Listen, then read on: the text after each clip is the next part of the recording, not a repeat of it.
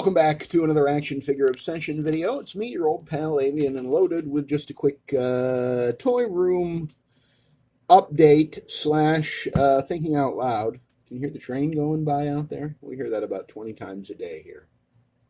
I don't mind it though. It's kind of evocative. Anyway, did I mention it's action figure obsession? I am your old pal Avian and Loaded. I may have mentioned that. I tried to say that, pretty early on in the video, just to keep everybody straight. How'd your week go?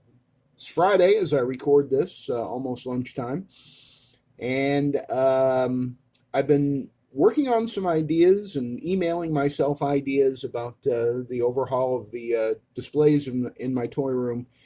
And I think I'm going to be making a major change. I have a display that was a dedicated Marvel vs. Capcom display with my Blue Venom and my, Gamerverse Captain America. And I don't know if I ever actually got any of the other Gamerverse figures. I'm not sure. But I put in, the modular Iron Man, the one that came with the proton cannon, because that's appropriate to Marvel vs. Capcom.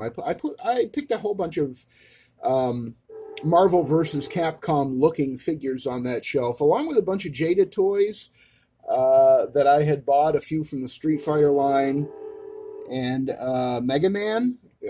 Was he Jada? I feel like he was, but I'm not 100% sure. But when I did my recent purge, my enthusiasm for Marvel vs. Capcom is kind of waning, although my enthusiasm for Cap and Blue Venom, that is not waning at all. I got two of those caps right here, and then another one still over on the Marvel vs. Capcom shelf. But it is a work in progress, that shelf. And I think it's a shelf that is going to be changing, because I have been looking around. Like, I got this, I don't know if you can see him or not, got the Rhino down there along with today's caffeinated beverage.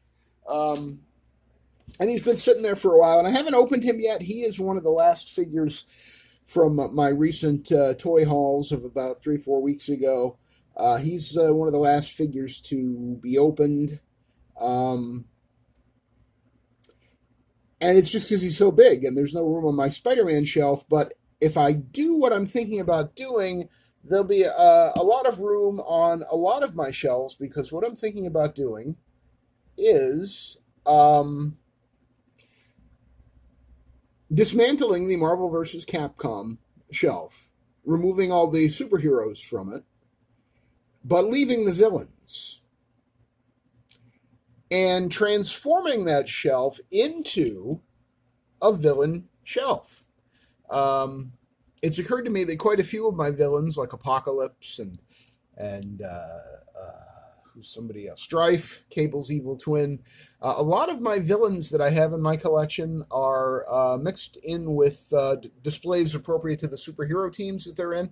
I don't know, do other people do that? Are all your Green Goblins and Spider-Mans on the same shelf? Because I'm thinking maybe I need to do this differently. Maybe I need to have a Spider-Man shelf, but it's all just Spider-Man and his allies, and the villains are on the villain shelf. So I think I'll be able to fit about 60 characters, 50, 60 characters on this shelf, and all villains. And then that will free up 20 or 30 spaces in my Spider-Man shelf for some of the Spider-Man related figures that are, currently relegated here to the work table. There's a few Spider-Man adjacent figures over here. So again, just thinking out loud, but Bullseye obviously would be very, very close to front and center in a dedicated villain shelf, and I think that's where I'm going with my Marvel vs. Capcom.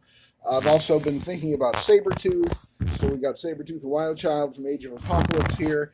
Then we got the 50 Years of Wolverine 2-pack Sabretooth, and one that I love, I don't see a lot of love for, but this is the first appearance Sabretooth. I forget which Build-A-Figure wave he was from. But I really dig him. I dig him a lot. I think because he looks to me like Sabretooth looked in his first appearance in the comics. He definitely evokes that mood, even if perhaps he is not technically 100% true to first appearance Sabretooth. But anyway, yeah, so, Bullseye. The Sabretooths and Wild Child, they may all end up on the villain shelf.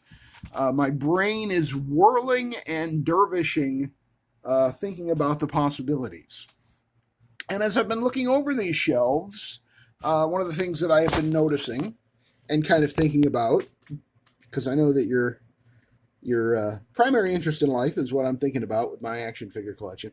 But some of the figures, I've also been going back and watching old Robo videos from back when he was on the Fwoosh channel, FWOOSH. Not that I'm trying to send you there, because I don't know. I think that site or that whoever owns it, it seemed like things might have got a little dicey there towards the end. We don't hear much about them anymore. But Robo went off and who really was, for all intents and purposes, people really thought he was the Fwoosh. I can remember when he started his own channel, Robo Don't Know, people thought that he was the Fwoosh, and they didn't even realize his internet handle was actually Robo, and now he's got a great channel, Robo Don't Know. And it occurred to me earlier this week that, because I was going through looking at old Glenn Webb videos, old Anthony Customs videos, old Robo videos on Robo Don't Know, and I remembered that he has this fabulous body of work on the Fwoosh still. They're all still there, or at least I think most of them are still there. So I went back and took a look at some of his older reviews from before he moved on to his own channel, and some of these figures came up in those reviews. And it occurred to me, they all meet the criteria, these four, of being figures that I have but haven't really appreciated, haven't really highlighted on the channel, I don't think. So I just wanted to highlight them just real quick here, because they may be more front and center once I move all the villains onto their own shelf, and then there's a little breathing space on the various team shelves and just general era shelves. Like I have a shelf for like 1970s and 1980s Marvel, like Bronze Age Marvel. And certainly at least two of these would fit right in on that shelf. But here we have actually these first two are both on the same body too. I think might be the Spider UK body. The one with the wrinkles around the knees and stuff. It's not a terrible body. It doesn't have a lot of range of articulation, but it's a good looking standing there on the shelf kind of body. And Black Panther here was a Walmart exclusive. I think he came out around the time of the Black Panther movie. Black Panther fever was seizing the world. And it is his vibranium suit. And unfortunately, I no longer have the Black Panther that this is a repaint of, which was the one that came in the 2018 Marvel Superheroes Retro Wave 2. That had this Black Panther with a metallic blue, very, very dark blue, but metallic dark blue sheen to it, without the vibranium effects. And the paint you see on his chest, on his legs, for his boots there, and on his helmet, those are supposed to represent the vibranium powering his suit and how it's protecting him when he's fighting. And I was watching Robo's review of this figure, and I realized, well, you know what? I have that. I had it on my Jack Kirby shelf, but I don't really think that I've appreciated it or given enough love, because I look at it and go, man, I wish I kept that retro one from 2018. And I still think that was a better looking figure, but this is a really, really good Black Panther that represents, I think it was the Ta-Nehisi Coates era of Black Panther comics, and it's just a really, really, really nice figure. I think I do have both of the vibranium, power blast effects there that he's got on his fist, whatever you want to call them. But I wanted to also have his claws on display, so we got one vibranium sort of punch coming in, and then we got the Panther claws, and it really is a beautiful figure. Absolutely stunning piece. And I have not appreciated or shown it enough love in 300 plus episodes of Action Figure Obsession. So there he is, and I do love him. I love how he looks, and I want to find a better way to highlight him in my displays here in the toy room. Next to him, on his left, your right, is Marvel, Captain Marvel. He held that title in the Marvel Universe, the 616, from I think the mid to late 60s. up until his death. I think it was 1981 when Jim Starlin did the Death of Captain Marvel graphic novel. And while I love Carol Danvers as a character in the comics, and I love her as Captain Marvel, she I have her. Well, I have Warbird. I have her as Warbird in my primary Avengers display. I'd like to actually make room for Marvel here in my Avengers display, but then my brain goes, yes, but he's dead in the 616, and it doesn't look like he's ever coming back. But I got to tell you, mid to late 70s, um, I loved the Marvel Captain Marvel, the Jim Starlin comic. That two-part storyline where the Avengers, Spider-Man, and the Thing all teamed up with Captain Marvel and Warlock, and it was like 80 pages of absolute wonder by Jim Starlin, and resulted in, at the end, in the death of two very major characters. Without those two annuals, I think it was Avengers Annual, I want to say number 10, it might have been number 8, maybe 10 was the one where Rogue was introduced. But that Avengers Annual, you can't miss it. It shows the Infinity Gems, and I think Captain Marvel on the cover, and all kinds of avenging stuff going on. Written and drawn by Jim Starlin, that two-parter, and it continued into Marvel. I think it was a Marvel 2-in-1 annual that added Spider-Man and the Thing into the mix. They were Peter Parker, I think, in the opening pages is having dreams about the battle that the Avengers and Warlock and Captain Marvel are already locked into with Thanos, and they decide to go help Spider-Man and the Thing. Absolute great, one of the greatest Marvel stories ever told. I don't know if it's ever been collected in a single edition, but it should be. I'm sure it's in probably a Warlock omnibus or something like that. But without those two issues, those two annuals, there never would have been a Marvel Cinematic Universe in the sense that we know it. A lot of the dynamics between the Avengers, a lot of the cosmicness of that story, and of course the appearance of Thanos in the story, really was, I think, an inspiration to the Russo brothers and everyone else that directed like Avengers Endgame and Avengers Infinity War and the Guardians of the Galaxy movies. But, another unappreciated character, Marvel, Captain Marvel from, where's he from? Oh, he's Kree, right? He's a member of the Kree. Is their home planet called Kree? I don't think it is. Correct me in the comments, will you? Then next one over here is Rage, and I think this is my third time having Rage. I got him originally to complete a Build-A-Figure. I don't even remember what Build-A-Figure he was in. He is on the problematic at best original Hasbro Hyperion body with the giant shoved a refrigerator down my shirt chest, like that famous Rob Liefeld Captain America meme. The chest, as Robo pointed out in his review of this wave that Rage came in, and this is not the wave, although I think Captain Marvel might have also been in that wave. But the vest does a workmanlike job of covering up the weirdness of the body on that Hyperion body mold. I think this is one of only 2 or 3, well, maybe 4. I have Rage here. I have 2 Venoms on the Hyperion body mold. And I have Nuke. I have Nuke on the body mold on the Hyperion body mold. I love that Nuke figure. I wish he'd get an update though, on a better buck. But Nuke was a fantastic character from Daredevil Born Again in the comics, as created by Frank Miller and David Mazzucchelli. I love Nuke. I probably should have put Nuke up in this lineup. It's bugging me. There's only 4 here. There should have been 5. I don't know if you've ever picked up on this in over 300 episodes of Action Figure Obsession, but I really prefer groupings of characters that are odd numbered instead of even, because it always, other than the Fantastic Four, it always seems off if there's only an even number of characters. And that's just me. I mean, it's just one of my many obsessions, I guess. But when I army build characters, like all the various Cobra infantry and Cobra officers and Cobra troopers and Cobra vipers, all the Cobra guys, the bats, the red ninjas, if you go through and count my all my army building that I've done with all those characters from G.I. Joe Classified series, I'd be willing to bet you that however many groups it would split up into, and it's probably 7 or 8 at least, maybe 10, 9 or 10. But the number of battle android troopers, the number of red ninjas, almost always it's going to be an odd number because I just think that works better.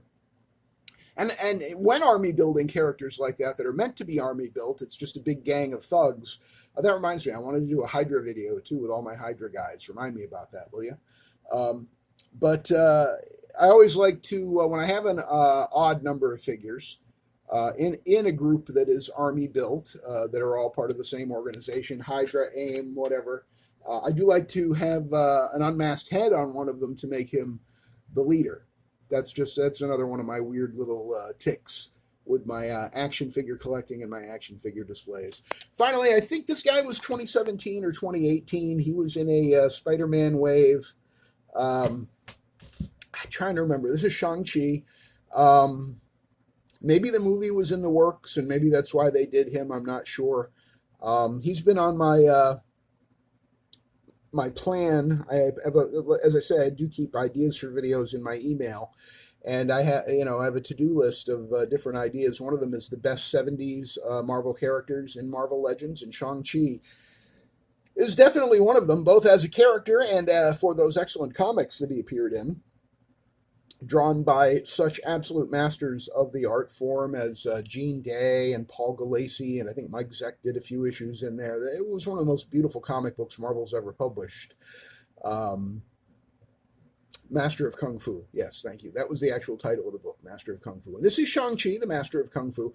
He came with a shit ton of extra hands. I'm not sure. He might have had like 8 extra hands or 8 hands total.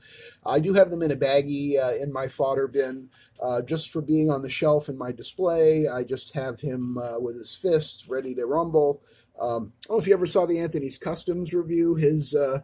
His sash on the back of his hairband on the Anthony's Customs was upside down and flying, up in the air over his head. That's worth looking up. The Shang-Chi review on Anthony's Customs to just see how Anthony reacted to that. Sorry about that, buddy. It is a beautiful figure.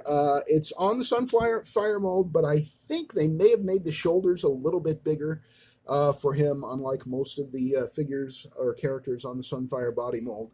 He still looks lithe. He looks slim but muscular, which is what you want for Shang-Chi. I mean, he is a master. He is the master of Kung Fu, in fact. And like with most of the Sunfire body mold figures, it has its drawbacks, but generally speaking, it moves like butter. The butterfly joints at his shoulders are very good. Great range of articulation.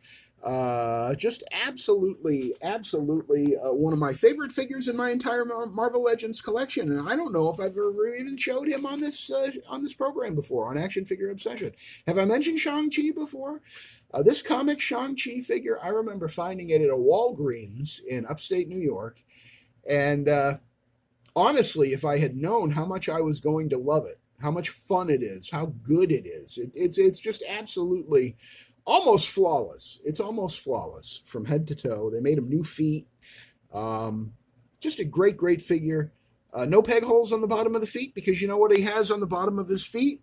He has the bottom of his feet on the bottom of his feet. Yeah, there's a little shit carved into that one, but you don't notice it from a distance. So he actually looks like he has just regular feet, no peg holes, and the feet are constructed and engineered in such a way, and he's balanced well enough that he stands up just great. So that is the Spider-Man wave. What was the goddamn build? Oh, it was oh, come on, it's right on the tip of my tongue. Right on the tip of my tongue. I think the Red Goblin came in that same wave. Yeah, I don't know. Anyway, one of my biggest regrets, probably one of my top 10 biggest regrets in Marvel Legends collecting is not having gotten 2 of Shang-Chi, because it's just a fabulous figure. One of my top 10 favorite Marvel Legends, without question, along with this guy over here. Not a surprise, I guess, that they're both on the Sunfire body mold. I know it's old. They have made it pinless now. But but even when it's pinless, they still leave, for most figures, they leave the little tiny shoulder balls on it. But Shang-Chi, between the butterfly joints and the, I think, slightly increased shoulder size, he has quite a shelf presence, and He looks like a young Shang-Chi, but he looks damn determined, and he looks like he could kick my ass. You know. But of course, high school Peter Parker could probably kick my ass. Even before he got bit by the radioactive spider. So anyway, this was just a general catch-all of what's going on in the toy room, what I'm thinking about, what I'm working on, a villain shelf, and sharing some love for these kind of neglected, underappreciated action figures that watching old Robo videos on his channel, Robo Don't Know, and the channel he was on before that, The Fwoosh. Go on either of those channels and put in the search bar Marvel Legends, and you will have a cornucopia from the last 10 years of reviews of different Marvel Legends figures by Robo that are absolutely, they're so much fun. He is so much fun. He's funny. He's witty. He's super well informed about the history of Marvel characters, Marvel comics, action figure collecting, and his voice is so soothing. He lives in Arkansas. I assume he's from Arkansas. He doesn't ever try to be anyone other than who he is. And who he is a very witty, funny, knowledgeable, intelligent guy talking about collecting little 6-inch plastic men. So yeah, check out Robo's older reviews on the Fwoosh for Marvel Legends or any other toy line you're interested in. He also did a lot of Star Wars Black Series reviews. And then on the more recent channel that I think he launched 2 or 3 years ago when Dorkside... no, it wasn't... Did Dorkside Toys have something to do with the Fwoosh? I can't remember if those two things were intersected. I may be conflating them in my mind, and I apologize to all parties if that's the case. But for whatever reason, when he left the Fwoosh, he started his own channel, Robo Don't Know.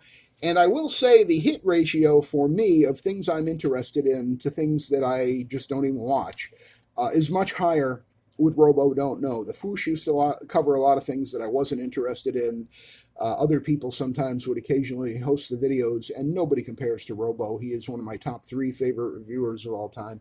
And his voice is so soothing that my cat will sit there. If I watch it on YouTube on the TV in our living room, the cat will sit there and just relax and lay next to me and purr happily because she loves the sound of Robo's voice. He's very soothing, and he is. He's soothing. He also did a recent, I don't mean this to be a commercial for Robo Don't Know, but he just recently concluded his initial look at the official handbook of the Marvel Universe. He went through every issue, the first 12 issues. I think he's going to do some of the supplementary issues as well. But he flipped through the pages of every one of the first 12 issues and hauled figures out. So when he gets to Shang-Chi, he drags out Shang-Chi. Maybe this is why I ended up pulling some of these guys out for special attention. Rage, I think was in there, and Captain Marvel. I don't think this version of Black Panther was in the handbook because he hadn't been created yet. The suit was not designed yet, but there definitely was some talk about the Black Panther in that great series that Robo did about the handbook of the Marvel Universe and connecting it with action figures by bringing in the Marvel Legends of the figures that he found in that old comic book format encyclopedia, basically, of all the characters that existed at that time in the Marvel Universe. I think that first came out around 1981 or 82. But it's worth giving that a look. Official handbook on Robo Don't Know, that channel. Very, very fun series. I think it was like 8 or 10 episodes, and he's got more planned. I really enjoyed them, and they're a must-watch for me when they come up in my feed. I've been dropping everything to get right to them. So that's the best recommendation I can give you. Unappreciated figures, villain shelf. I was thinking about kit bashing my perfect Sabretooth, but realized that each one of these guys is a perfect representation of what it's supposed to be already. I don't really think there's much improvement to be made. So they're going to stay the way they are. And I'm hoping that when I do this villain shelf, it will help me get some of these guys off the work table. There you go. I'm looking at you guys. A villain shelf is the perfect place for the Tracksuit Mafia. Yes, they're MCU, but they were in the comics too. And I'm sure there's some others on here too that can go in the villain shelf. So that's basically everything that's on my mind. As I said, my brain is really spinning out of control with ideas. I was sick yesterday, and I think I'm making up for it today with ideas and planning and making notes and making sure that I don't forget that there are things that I want to do and characters that I want to move around in my displays in preparation for hopefully a 2026 action figure obsession display room tour. Yes, toy room tour. I'm starting to run out of words, as you may have noticed. So I'm gonna call it here for now. But I do appreciate you spending almost half an hour of your time with me today, rambling on about what's going on in my toy room and what I'm thinking about doing and what my future plans are. If you have any suggestions, feel free to leave them in the comments below. If you liked the video, please do give it a thumbs up. It helps other collectors and fans of action figures find my channel.